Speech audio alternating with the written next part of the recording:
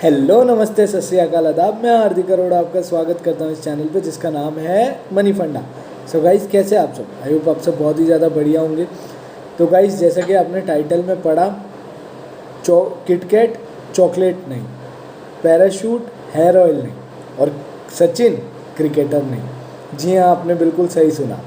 मैं वापस से रिपीट करता हूँ, चॉकलेट किटकैट नहीं, या बोलिए किटकैट चॉकलेट नहीं, पैराशूट ऑयल हेयर ऑयल नहीं, और सचिन तेंदुलकर क्रिकेटर नहीं। ये सुन के आपको थोड़ा अजीब लगा? जी हाँ, मुझे भी थोड़ा अजीब लगा था, पर ये एज पर क्या है वो आपको इस वीडियो के एंड में पता चलेगा, ज़रूर पता चलेगा। पर मैं आपको आपके सामने कुछ चीज़ें प्रस्तुत करना चाहूँगा जिसके बाद आप बोलेंगे कि सच में। तो आइए इस वीडियो को शुरू करते हैं। सबसे पहला, किटकैट चॉकलेट नहीं। तो मैं आपको बताना चाहूँगा, नेस्ले कंपनी जिसका किटकैट एक ब्रांड है, वो 1999 से यही कह रहा है कि जो किटकैट है वो चॉकलेट नहीं है, वो वेफर बिस्किट है। जी हाँ, मैं दोबारा से रिपीट करता हूँ, नेस्ले कंपनी किटकैट को वेफर बिस्किट या वेफर बार बोलता है। वो ऐसा बोलता है कि किटकैट जो है वो wafer bar with the coating of chocolate है। अब आप सोचेंगे ये क्या हो रहा है? हम तो दुकानदार के पास जाते तो हम तो बोलते हैं चॉकलेट दे किटकैट, या हम बोलते हैं आपके पास कौन कौन सी चॉकलेट है तो वो किटकैट दिखाता है। तो ये क्या हो रहा है, समझ में नहीं आ रहा। तो मैं आपको इसके पीछे का कारण बताता हूँ कि ऐसा नेस्ले कंपनी क्यों क्लेम करती है। नेस्ले कंपनी का किटकैट को वेफर बार क्लेम करने के पीछे एक बहुत ही बोलते हैं ना, रोमांचक जो है वो कारण है। वो ये है कि नेस्ले कंपनी जो है एक तरीके से टैक्स प्लानिंग करती है। ठीक है, अब मैं आपको बताता हूँ ये टैक्स प्लानिंग कैसे है। अगर नेस्ले किटकैट को चॉकलेट वेफ़र बताती है या वेफ़र बार बताती है, तो जो टैक्स रेट उसके ऊपर एप्लीकेबल होगा वो सिर्फ 10% होगा। और यहीं अगर नेस्ले किटकैट को चॉकलेट बोलती है तो वो उसके ऊपर जो टैक्स रेट लगेगा वो 20% लगेगा। अब ये चीज़ कैसे आई वो मैं आपको उसके पीछे का मैं आपको स्टोरी बताना चाहूँगा।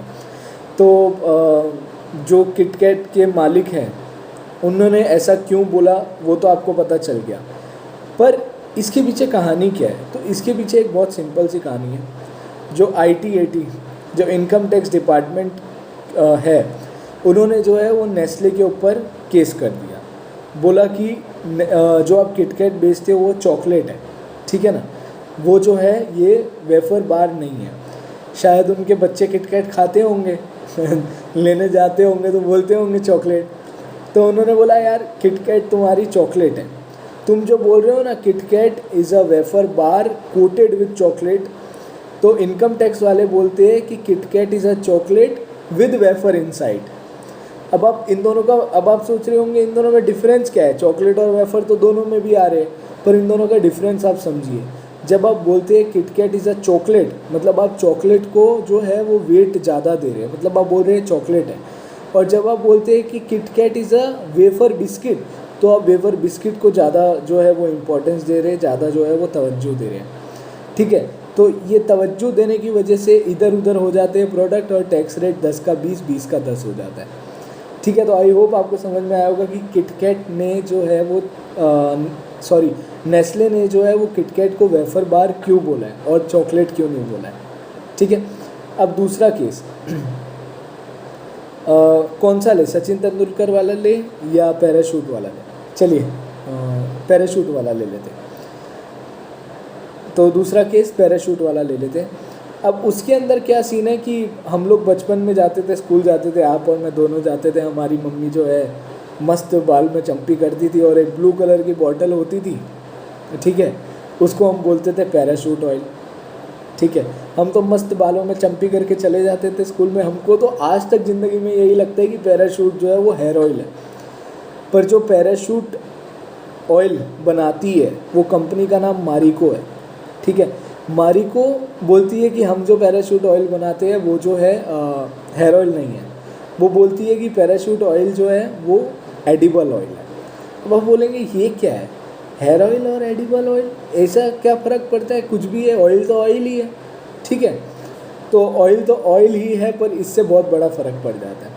सब ये जो दोनों केस है ना, इन दोनों में सिर्फ और सिर्फ टैक्स का ही खेल है, ठीक है। अब मारिको कंपनी जो है वो टैक्स जो है अपना कम भरना चाहती है। अगर वो पैराशूट को एज अ हेयर ऑयल बताती है तो वो कॉस्मेटिक के जो है वो प्रोडक्ट लाइन में चला जाएगा।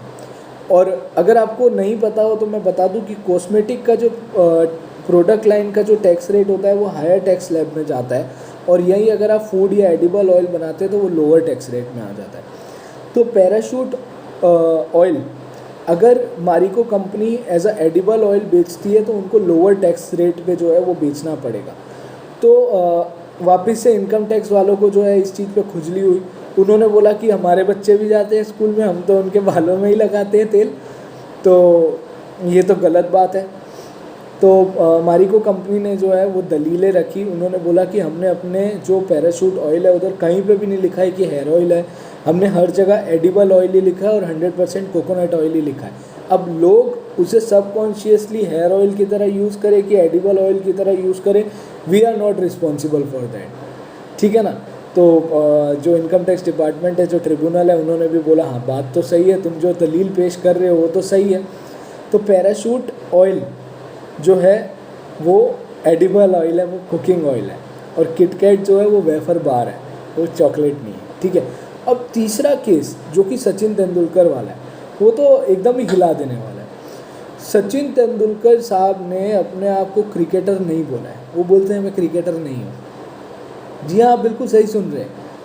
अब आप बोलेंगे यार सचिन तेंदुलकर क्रिकेटर नहीं है तो हम उनके भूत को खेलते हुए देखते थे, कौन खेलता था, ऐसा आपके दिमाग में शायद अगर क्वेश्चन आ जाए तो मैं उसका भी क्लैरिफिकेशन दे देता हूँ।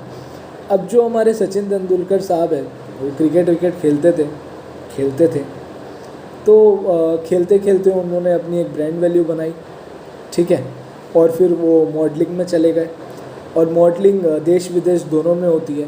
तो मैं आपको एक इनकम टैक्स एक्ट का एक सेक्शन बताना चाहूँगा, ATRR, ठीक है।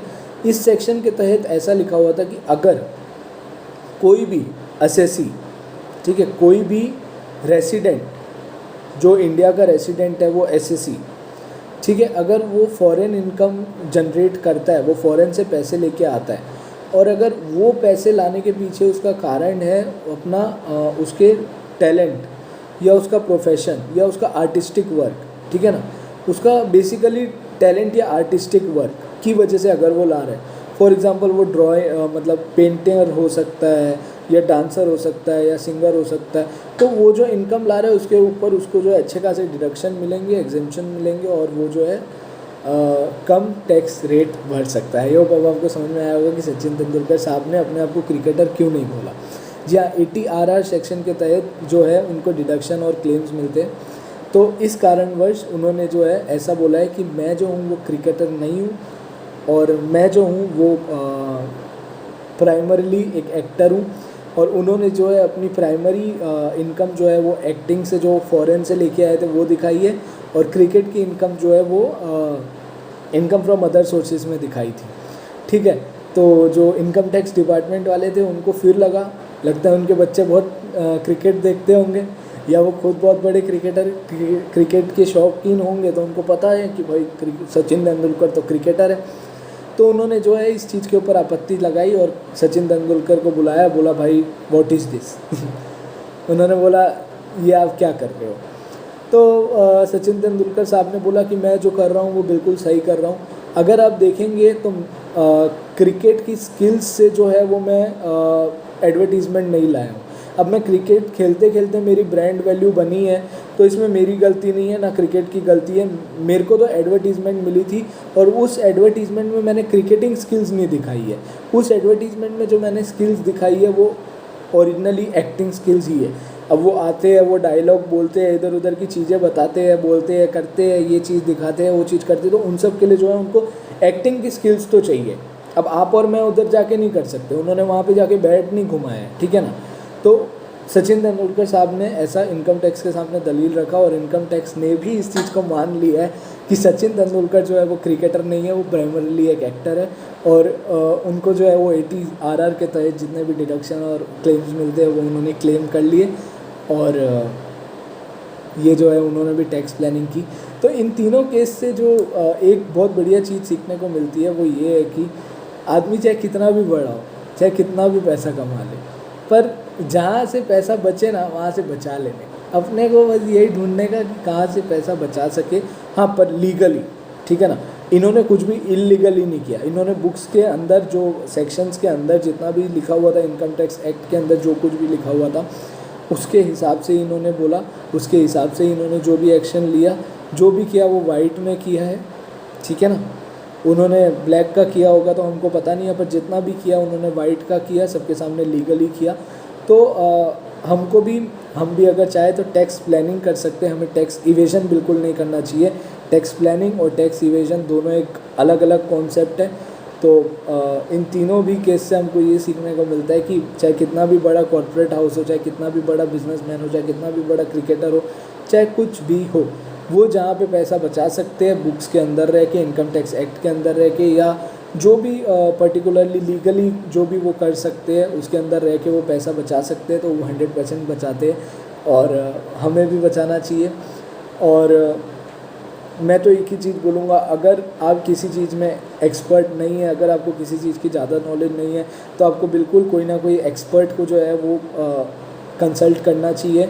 आपको एक चीज़ हमेशा ध्यान रखनी चाहिए कि अगर आप कोई अच्छे कंसल्टेंट के पास जाते हैं तो वो आपसे जो फ़ीस लेता है उससे कई गुना ज़्यादा आपको रिटर्न या उससे कई गुना ज़्यादा आपको बेनिफिट करा के देता है। तो इसी के साथ ये वीडियो को मैं रैप अप करना चाहूँगा। आई होप आपको ये जो 3 केस बताए वो बहुत ज़्यादा इंटरेस्टिंग लगे होंगे और आपको सुन के मज़ा आया होगा और कुछ नया सीखने को मिला होगा। अगर वीडियो पसंद आई हो तो लाइक कीजिएगा, कमेंट कीजिएगा, शेयर कीजिएगा। आपके साथ नेक्स्ट वीडियो में बहुत जल्द मुलाकात होगी। Thank you for watching this video.